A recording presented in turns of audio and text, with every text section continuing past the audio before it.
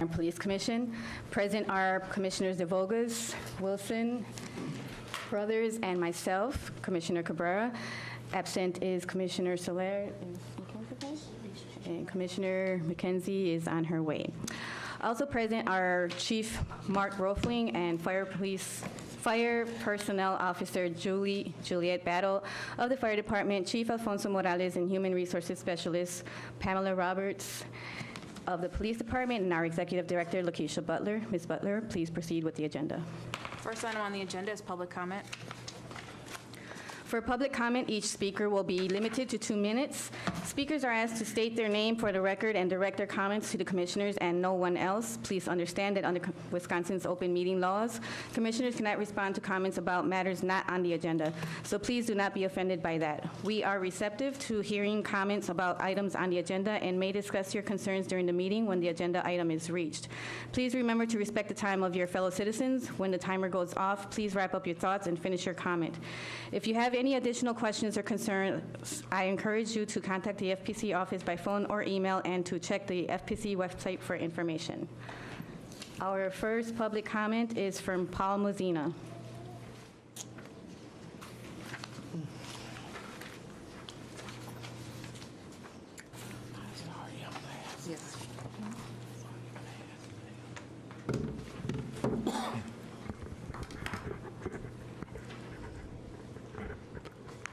Thank you, Commissioner and Commissioners. I appreciate this opportunity. And I want to focus on standard operating procedures tonight. And one of those procedures is the fair and impartial policing, number 1. And I just wanted to see if you can clarify, are the changes being proposed to the fair and impartial policing SOP on the table now, is that the summation of all of the changes that are going to be made as part of the ACLU settlement? Because this particular SOP is called out in the settlement for updates. Is this it? And I know you don't have to respond at this time, but if this is in fact the summation, the end product of the whole ACLU settlement for the language in SOP 01, then I would ask that you send this back to the Policies and Standards Committee to have a public hearing on it. There are over 300,000 people that were affected by the unfair and partial policing that resulted in a huge racial disparity in who was getting incarcerated and who was getting pulled over and stopped. And the scope of that, over 300,000 people. So to let that SOP go to the board for approval tonight and say that we're done with all the changes we needed for the ACLU settlement for this SOP, I think would be unfair to the people involved. And I want to bring up 2 more things. One is that SOP 760, which I just passed around, was updated on November 29th. It's completely rewritten. There's material changes that have legal implications in that SOP. It's a rewrite. It's 3 pages longer. It's completely redone. And that SOP did not come before this board for any approval or acknowledgement whatsoever. And as far as the FPC relationship with the MPD goes, SOPs are supposed to be, any changes are supposed to come through this board. And these changes were substantive, very material. And the last one is I asked you to please update SOP 765, which is the asset forfeiture SOP, and the asset forfeiture laws have changed in the state.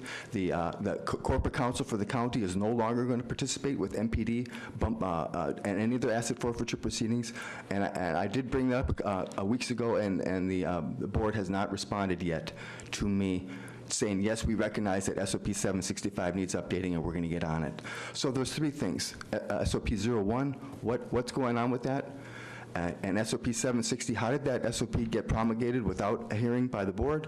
And 765, please put that on your queue of SOPs that need updating. I'm sorry I went over time. Thank you very much. Thank you.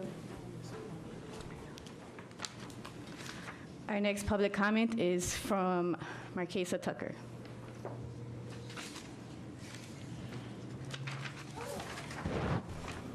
Good evening. It's Marquesa, M-A-R-K-A-S-A. Last name Tucker, T-U-C-K-E-R. So I just sat in the Steering and Rules Committee meeting and left really wondering who's holding the police accountable when it comes to communicating information to the public. And after the Jerry Smith video was released by the family's attorney, there was a long pause before anybody said anything from the city. I think I released a statement along with some other organizations and individuals just wondering when was someone from the city, whether it be the DA's office, whether it's the Fire and Police Commission, whether it's the police department, was going to step up and say something to the community, and nothing was said until a communications file was put together by Alderwoman Coggs along with a couple of the other Alder people that forced MPD to come to the table. And maybe they didn't have to come, but they did today. And if we're talking about transparency, or if we're talking about holding them accountable to do their job, when is someone from somewhere going to do that? We don't understand why there was any pause in between Jerry Smith's case and the video being released, and no one came to say anything to anybody.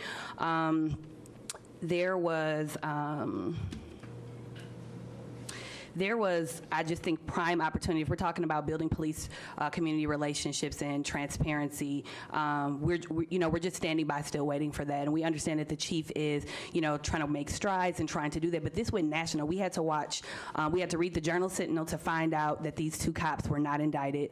We had to watch national news coverage. I had to get calls from media from across the nation asking me about this. And I don't have very much information because nothing was really shared with us. And so that's just really making Milwaukee look worse than it already looks. Like, Milwaukee already looks bad in the nation's eye, and it's just a double, triple black eye for us.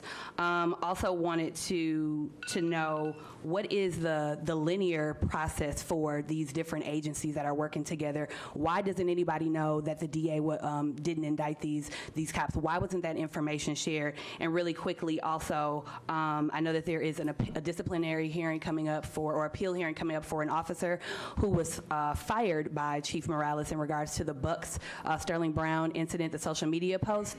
The community is still asking that be upheld, that his firing stay just that way. We don't want anybody serving our community that is so disrespectful and blatant on social media. What would that look like behind closed doors? What would that look like when the cameras are not rolling? So the community is still standing that officer continue to be no longer with the Milwaukee Police Department. Thank you. Our final public comment is from Cynthia Greenwood.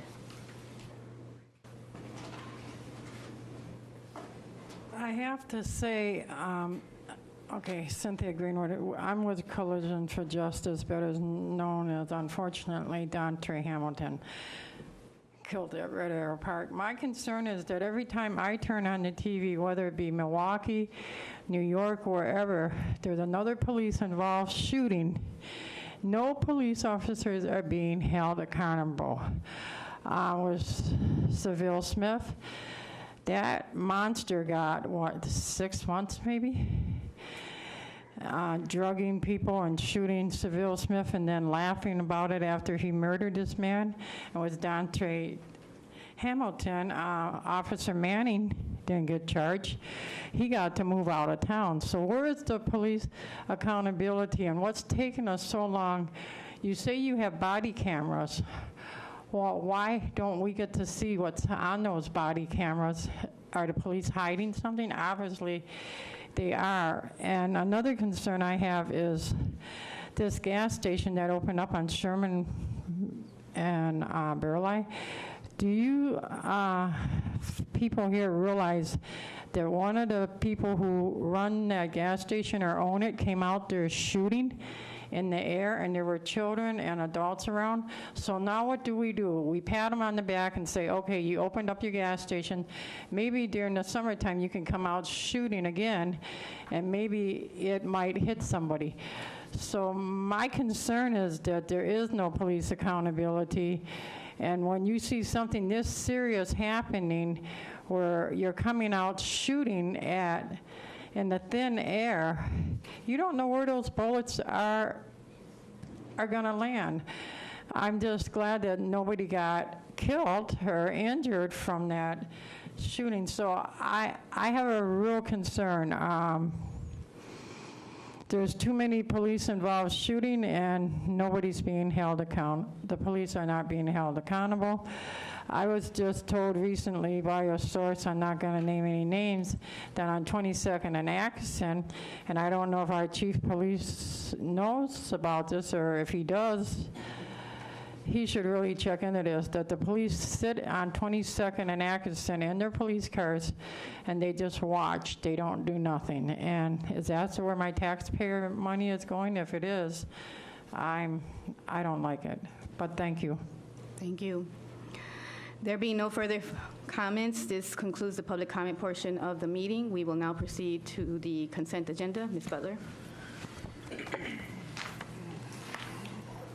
I'm going to read through the items on the consent agenda. After I do so, any commissioner may move any one or more of the items to the regular agenda for discussion or appropriate action. The items on the consent agenda are as follows. The regular meeting minutes from November 15th, 2018. A promotion of Richard J. Thomas to the position of Maintenance Technician 2 in the Police Department. Appointments of Amanda J. Case and Lashana L. Daniels to the positions of Emergency Communication Operators, both within the Police Department. Correspondence regarding reversion to the previous rank of fire personnel. There are 7 positions listed. These individuals, I think, were fire lieutenants and are being reverted back to their rank prior to that. Next is correspondence regarding the termination of Emergency Communication Operator 1, Sheng Vang. Excuse me. Following that is request for reclassification of fire equipment welder to a career ladder position within the fire department. Next is a request to approve the programmer analyst eligible list for the police department. Following that is a request to approve the administrative assistant 2 job request to approve the building maintenance supervisor 2 eligible list for the police department. Following that is a request to approve the administrative assistant 2 job announcement bulletin for the police department.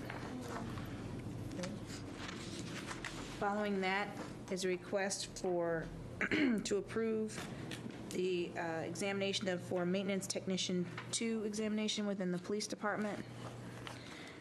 And last item on the consent agenda is request to approve conduct an examination and create an eligibility list for the position of office assistant 3 within the police department.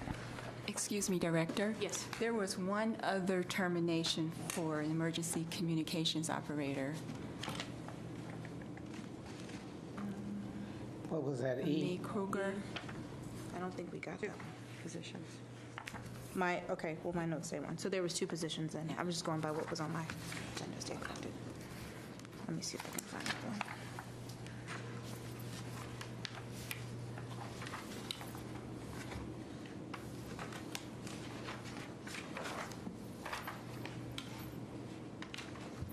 Maybe we only have one. We only have 1 letter. I have 2 letters that say the same thing. I have 2 letters with Yes. the same name on them. Oh. There were 2 different ones. There was a Mai Kruger. There's 2 letters on the agenda. I can give you a copy if you need one. Yes, please. Yes. Okay. That completes the consent agenda. Move approval. Hold on a second. Is there any objection to the items of the consent agenda? There being no objections, these items are adopted.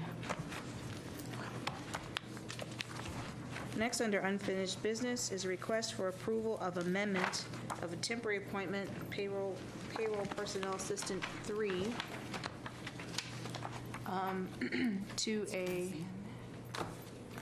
permanent position of personnel payroll assistant 3, retroactive to Sunday, December 2nd, 2018.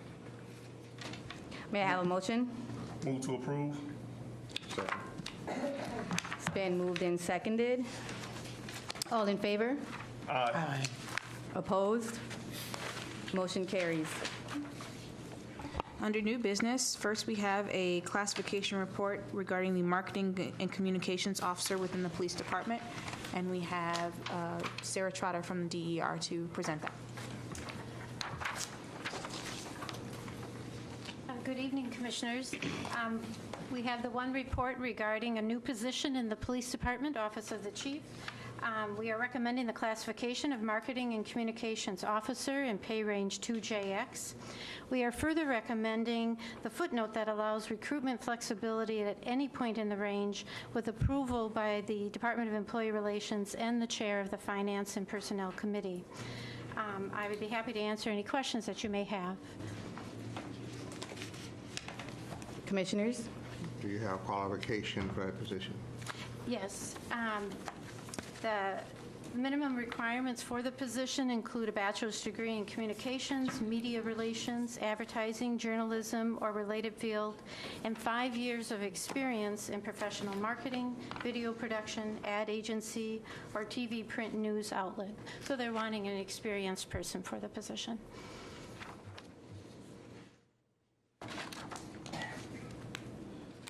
Is this just to do an announcement, or is there going to be an examination period, or? That would be a separate process for the position. The new position is in the budget, and so the position had to be classified, for the title and the level. And so that's what we're recommending to you tonight. We're not doing it tonight. So just for the Commissioner's edification, within city civil service, the way the process typically works is once a department asks for a position, if it's something that does not already exist, it goes to DER, and they do market research to properly classify the position by giving it an appropriate title and then making sure it's in an appropriate pay range commensurate with the level of skill required for the job, and then also comparing it to similarly situated positions within the city of Milwaukee, which is what this report is. Following the receipt of that, then the department is then able to go and recruit for the position. That can take several different paths. In this instance, they would then have the option of deciding whether they wanted the position to be exempt or not. And then based on that, they can then follow the appropriate recruiting mechanism based on how the position is classified. Understood. Commissioners, do you have any other questions? Do I have a motion? Move to approve. Second. It's been moved and seconded. All in favor? Aye. Opposed? Motion carries. Thank you, Commissioners. Thank you. Next item on your agenda is a request for residency exemption based on medical hardship for heavy equipment operator Brian Cox. You have a memorandum in your documents discussing that.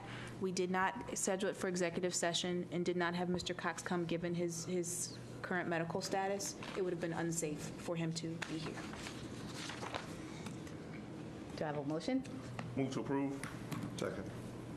It's been moved and seconded. All in favor? Aye. Opposed? Motion carries.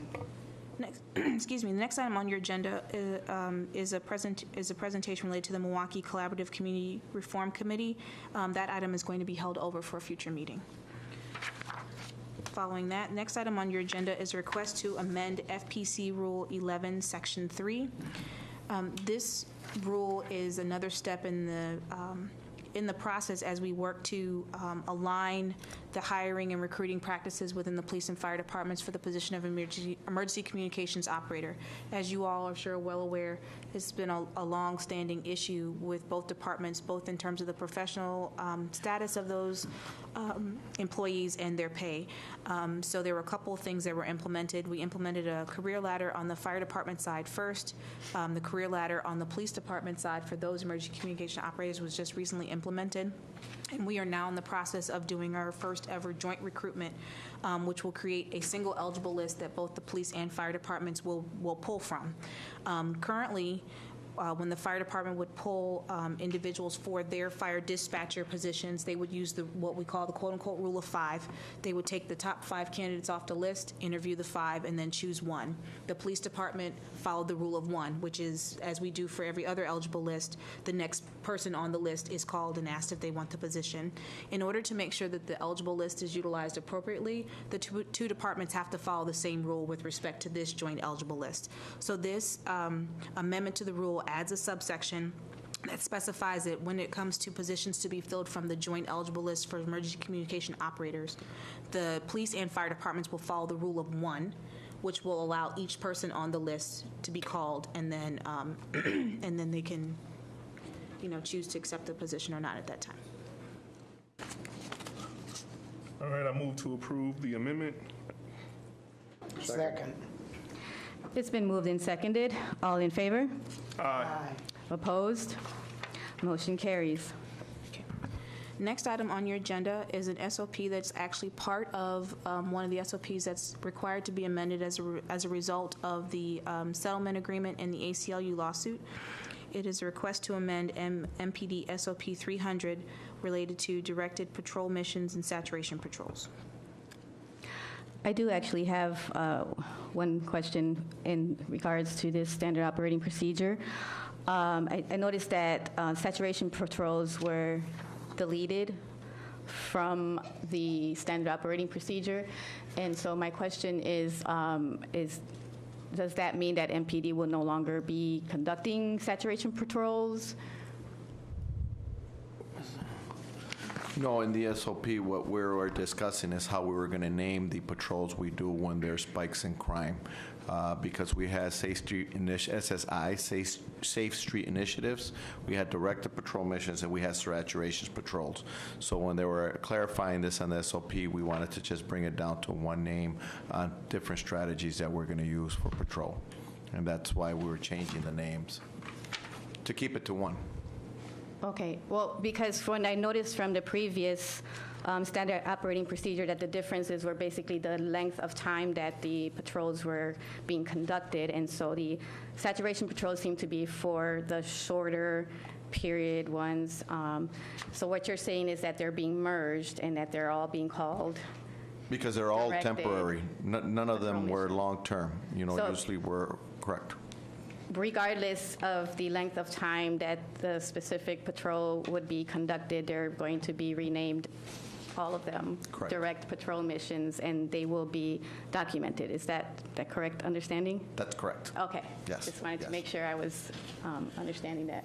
But you're going to keep the saturated patrol? There's a slash there. What, are we going to change it, or what is that? Direct patrol missions, saturated It's patrol. actually been removed in the proposed It's SOP. been removed? Okay, so what? So the new SOP is only directed patrol missions? Okay, but you removed the other. Yes. Thank you. Any other questions, commissioners?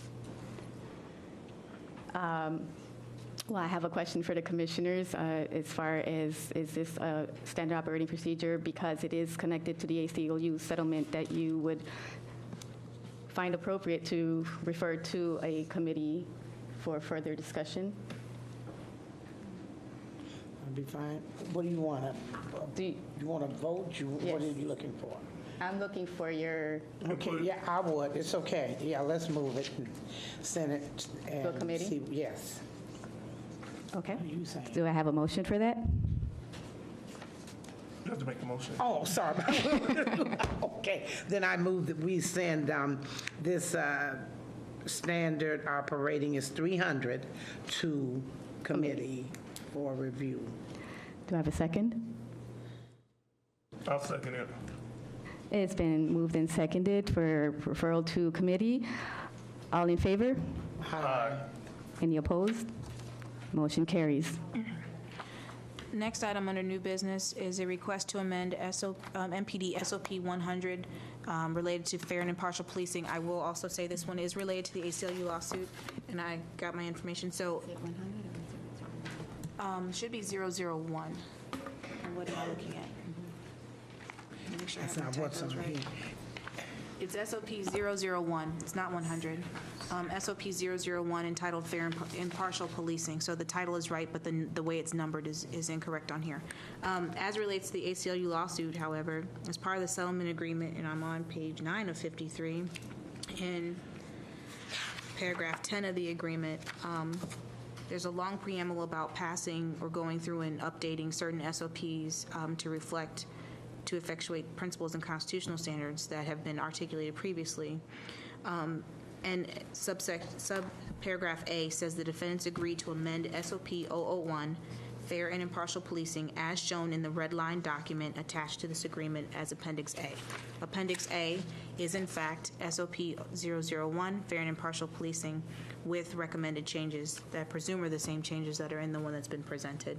So in essence, it's already been agreed to that this SOP would be, it's the language that you are seeing has been agreed to, and that it would be passed in the current form that it's in. Okay.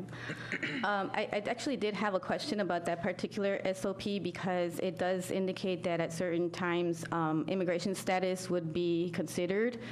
And so my question regarding that was because of the fact that it's actually something that MPD has on multiple occasions indicated that immigration status is not something that is inquired into. And so, and also considering that the standard operating procedure for foreign nationals is currently being reviewed, how do you reconcile those concepts when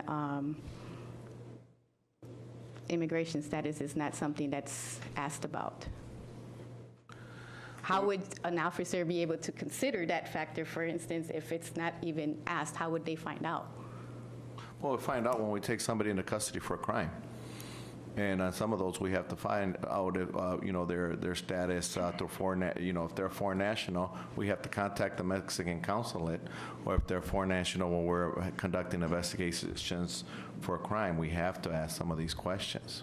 So then you do inquire For crimes, yes. as to when Absolutely. somebody's being processed. Yes, we're not going to stop somebody in a traffic stop and say, hey, are you a foreign national, or what's your immigration status? That does not happen. But Okay. we do have to ask sometimes when somebody's taken into custody for a crime. So, Or depending on the investigation, we may have to ask it for a crime, not for typical contact out on the street. well, I was sort of wondering more as if it would be more, if it would make more sense to maybe just not include that language in this particular SOP and just have folks follow the SOP that specifically deals with immigration issues. I could tell you that with these SOPs, we've been going back and forth with the ACLU for, weeks, days, and months, and we're still meeting again on Monday, I think, so. Right.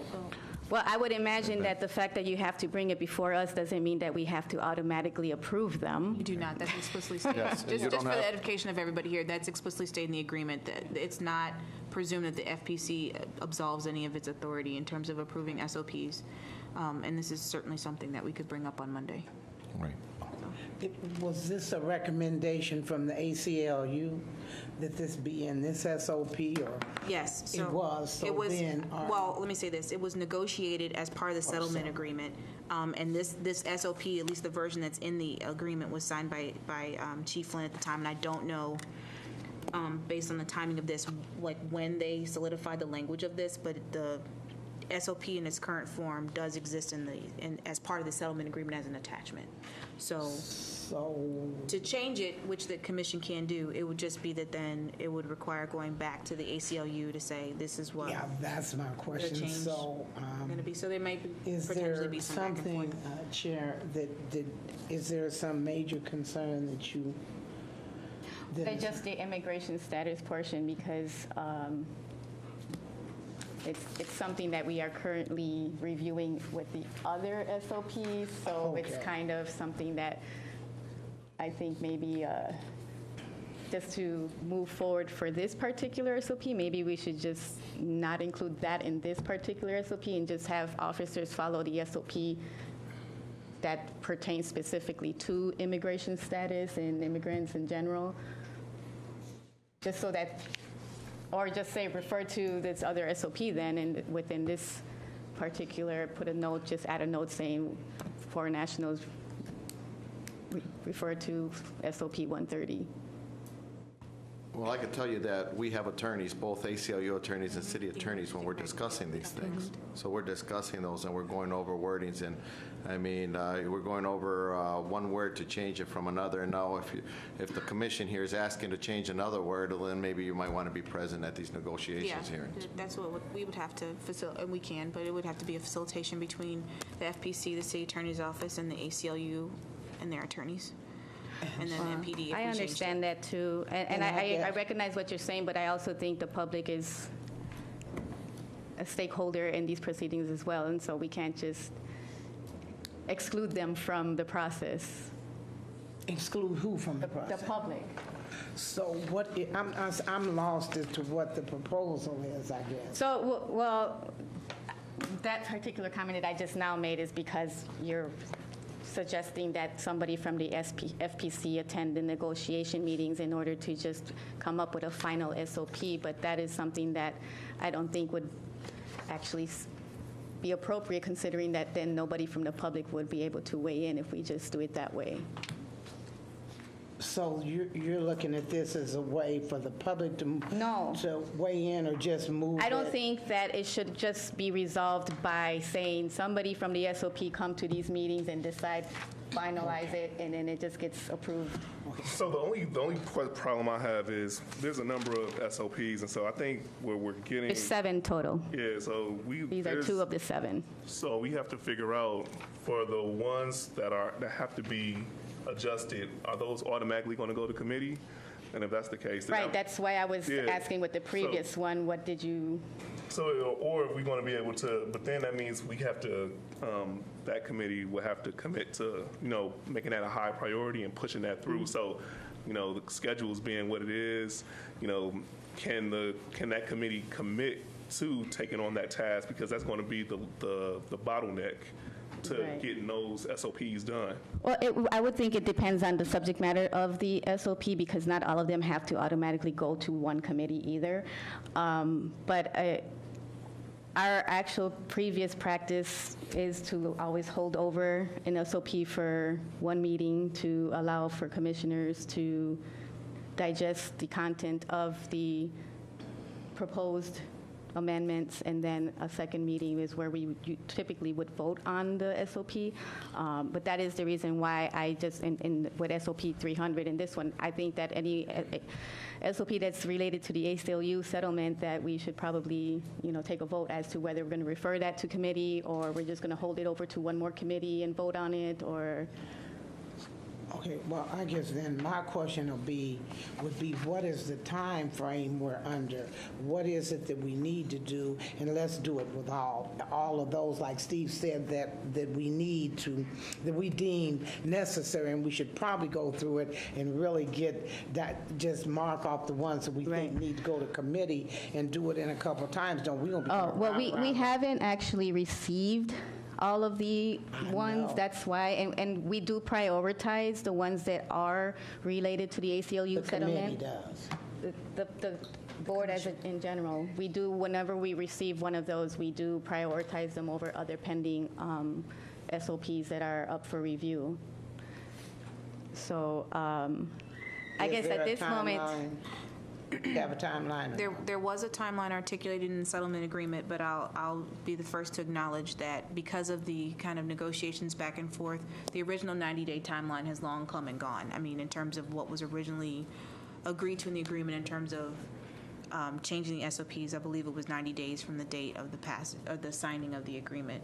That date has passed. That being said, though, no one's in violation of the agreement now. There have been conversations back and forth about the language, and the reality was the ACLU and the police department have not come to agreement, as the Chief just mentioned, on language for many of these SOPs. So they can't come to the commission because they haven't even settled on language amongst themselves. There's still a meet and confer requirement with the unions, and then, before it even comes to the commission. So there's still some steps that have to be taken for the outstanding SOPs before they get here. They do expect, however, that when they get here, that the commission will deal with them in a timely manner. They don't want them to sit forever. Right. That being said, I think what I'm hearing is, and there are several options. So one option is to vote on them this evening. A second option would be to hold them over for one meeting and then have them on the agenda as unfinished business on the December 20th agenda, and then you could take an up or down vote. A third option that I'm hearing is to refer them to committee. I will tell the commission, for the edification of those who are not aware, I think they were put up this afternoon, as a matter of fact. We went ahead, the staff and I, and put together dates for committee meetings for 2019, the first of which I believe is January 3rd or 4th. but they are on the agenda for the entirety of 2019.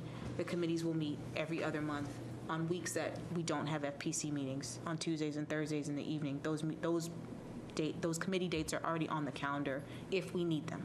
If we don't need them, we won't have a meeting. But if we do, we already have a date and time scheduled, and we'll disseminate all those dates to you all so you can put them on your calendars. So those are the three options. You could vote on them today, you could hold them over for one meeting, and then you could take an up or down vote on them on the December 20th meeting, or they could be referred to committee, and then we'll get them on the agenda as soon as possible for whenever that committee is scheduled to meet again, and then try to get the committee report back so that it could definitely go to the next regularly scheduled FPC meeting for consideration and vote.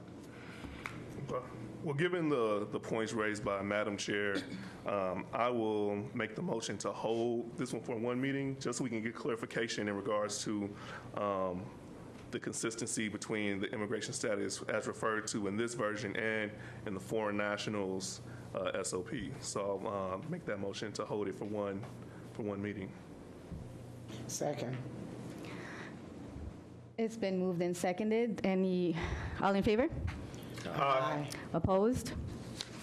Motion carries. So do you want to go back and reconsider this other one? So I would then suggest that we go back to Motion to reconsider. a motion to reconsider for SOP 300 regarding whether to refer it to committee or hold over for one meeting. So first, we need to take a vote on the motion to reconsider. Move to reconsider. Do you have a second? Second. It's been moved and seconded. All in favor? Aye. Opposed? Motion carries. Okay, again, before the Fire and Police Commission is a request to amend MPD SOP 300, Directed Patrol Missions. Move to hold it over for one meeting. Second. It's been moved and seconded. All in favor? Aye. Opposed? Motion carries. Okay. Next item on the agenda under Fire Department is appointment of Kristen E. Strother to the position of Fire, Health, and Safety Manager in the Fire Department. Move to approve. Second. It's been moved and seconded. All in favor? Aye. Opposed? Motion carries. Congratulations.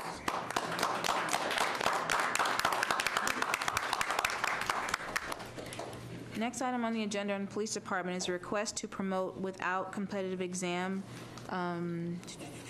the Kamala Anderson to the position of Administrative Assistant 3. Move to approve. Second. It's been moved and seconded. All in favor? Aye. Opposed? Motion carries. Next item for consideration in the Police Department is promotion of Police Lieutenant John P. Corbett to the position of Police Captain. This board typically holds these over for one cycle to interview captain candidates. So this item will be held over for the 12/20 meeting.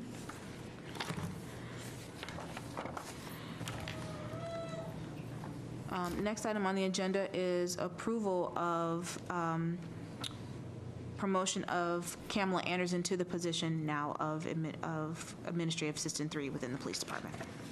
Move to approve. Second. It's been moved and seconded. All in favor? Aye. Opposed?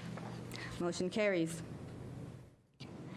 Next item on your agenda, and there are many names here, so I'm not going to read them all, are appointments to the position of police officer. We have 64 individuals being promoted to the position of police officer, and then there are 5 being promoted on a contingent basis. Move to approve. Second. I believe some of them are police aides. And I do understand there are 4 who are police aides, and I believe they have a little speech that they would like to present. Oh, okay. Come forward.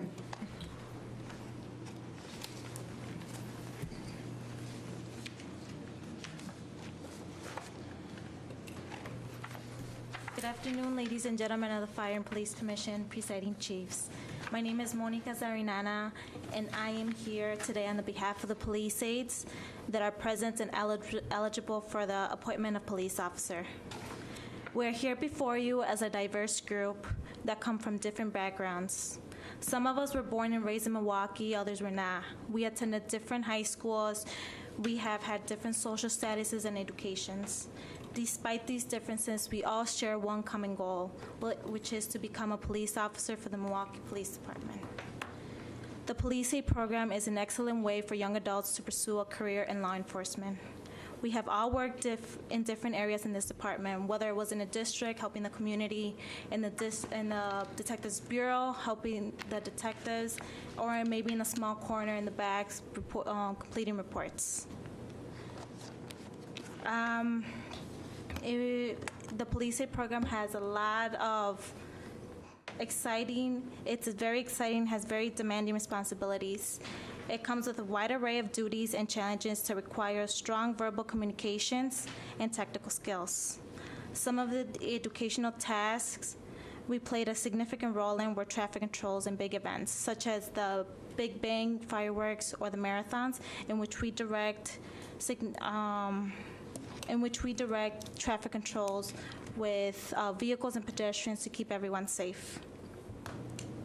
Some of us were given the opportunity to partake in work in the Brewer Games, and where we assist the police officers directly by conducting checks via the radio, while the officers dealt with them directly in the field. We have also been given the opportunity to go on ride-alongs with officers. It exposed us to do what we will be experiencing on a daily basis as a police officer. These were all great opportunities for us to interact and build trust with the citizens of Milwaukee, and to get a better understanding and what would we be doing on the job. The Police Aid program gave us a better look at our community, and by allowing us to be part of this program, you have given us an overall positive experience, and we would like to thank you. None of our college classes or instructors have given us much experience or knowledge in what we have been receiving for being a Milwaukee Police Aid. The supervisors, the police officers, and the civilian personnel have all taken an extra time to help us be better people, better employees, which one day we will become better police officers. All of us here today have the potential to become exceptional officers because of the years of training we have received and the experiences we have had, and all of these opportunities that were presented to us. Lastly, on the behalf of the police, I stand here before you. We would like to thank you for giving the police aides this new chapter in our lives, that we are going to be doing this together. You should be assured that the next transition that we take is going to be with the utmost seriousness as we transcend to the role of police officer. Thank you. Thank you.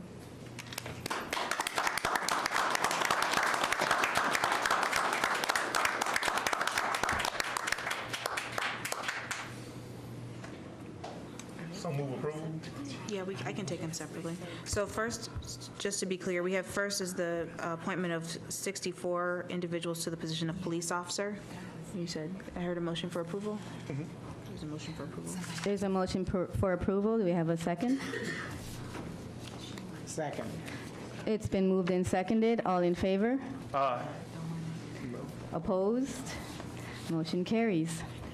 Next is a request for appointment of 5 individuals to the position of police officer on a contingent basis.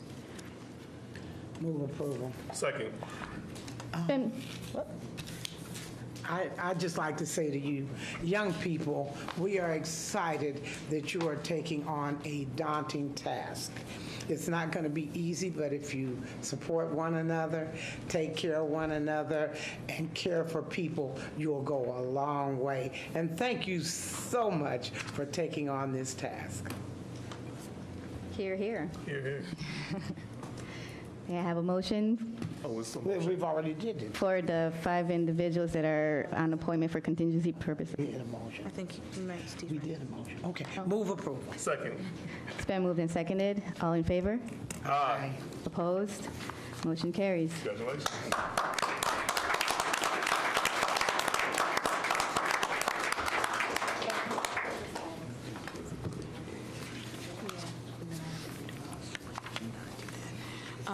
This concludes the regular business, or this concludes the business on your agenda for this evening.